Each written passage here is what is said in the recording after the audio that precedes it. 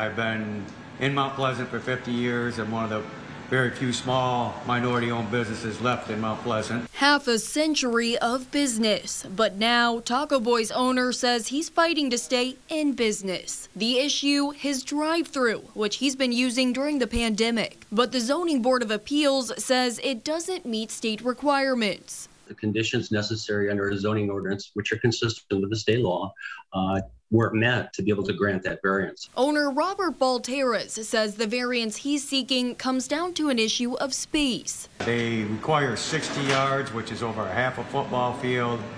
I don't meet that requirement. Balteras says the drive-thru is what's kept his business afloat for nearly the past 2 years. That was the only way that I was able to keep every one of my employees employed during this pandemic. He says he feels like he's being singled out.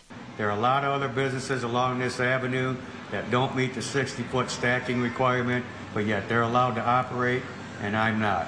And I feel like, as a small business owner, I'm being discriminated against. Mount Pleasant building official Brian Kench says the drive-thru that Taco Boy inherited when it opened at its current location 14 years ago wasn't grandfathered in. That use had been abandoned for a period, so any new drive-thru in this case would have to comply with current standards. Balteras says he's spent nearly $10,000 trying to get his drive-thru up to code. He says he met with planning commissioners today and that they advised him to use delivery apps and said the Zoning Board of Appeals would soon serve him a letter to halt the drive-thru. Without my drive-thru, it's going to be very hard for me to stay in business. For WNEM TV5, I'm Kendall Keys.